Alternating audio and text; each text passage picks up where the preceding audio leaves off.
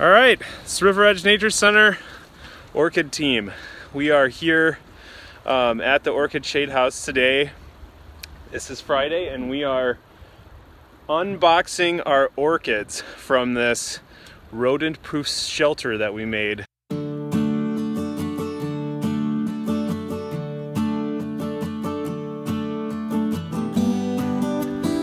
The orchids needed to be insulated. They needed to be very happy. They're small seedlings, and today we are taking this apart and we're going to be laying them on the center floor of the shade house. Special thanks to Stantec and ATC and the Packers Foundation for helping us out with this.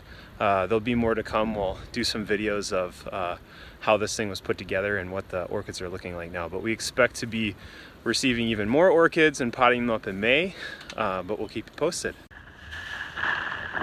All right, starts going to get folded over.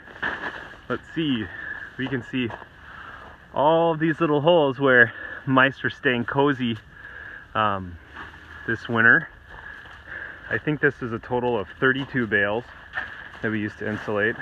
You can see this, it says the anti-rodent orchid winter storage. Arrows. And this is hardware cloth that is secured all the way around this entire box. And this box was built modularly, so it's a stackable unit. So as we get more orchids, we can continue to stack those. This is just some 2x4s we ripped to secure the hardware cloth onto the nice, beautiful frame. And there's also some cloth inside of the unit covering stacks of 3 flats each, and some straw inside of this unit to insulate it.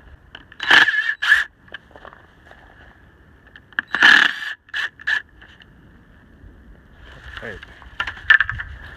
Step 1. We have a lot of these to go, and once those are off, then we'll be able to take the hardware cloth off and show you what the orchids are packaged like on the inside.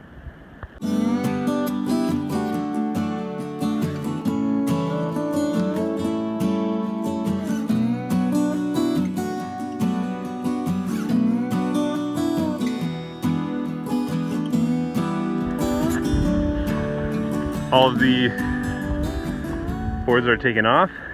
We're going to save those screws because we want to use those later. We're going to take off the outer hardware cloth now. So all the boards are gone. There were some screws securing this. I'm going to show a picture of this unit before we take it completely apart. But the other thing I was thinking about is, you know, in the days where we had root cellars and good ways to store our winter vegetables, this is another good option for storing winter vegetables that the rodents can't get to. It's just you got to get this hardware cloth really double downed so nothing can get in. So you can see we've got a foot of overlap here. We've got overlap. It's pretty well secured, and we're going to be able to reuse this paper, this nice wrapping here. All right, I'm going to start taking it off. You can see where it's bent. Some of these are stapled in and woven in with some wire. Let's see if I can get some over here. All right.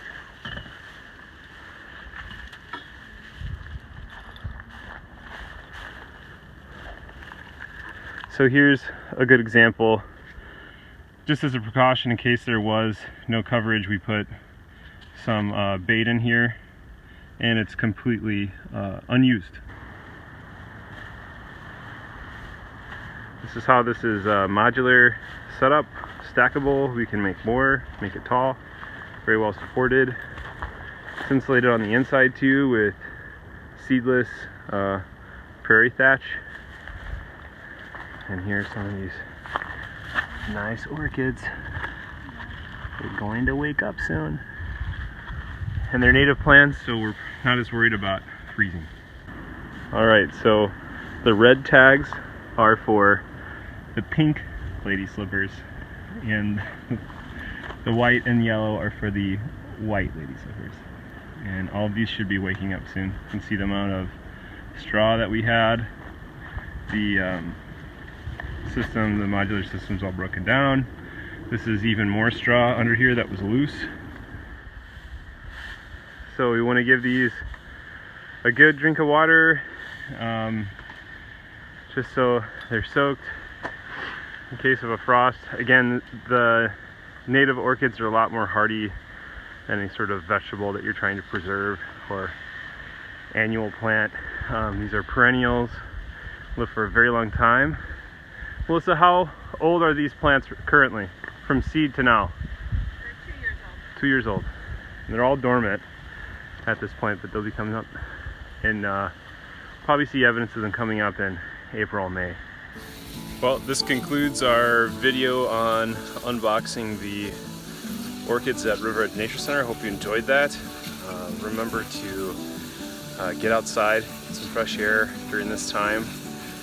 Trails are open. We've even put out some boardwalks for you. And wish you the best. Thanks.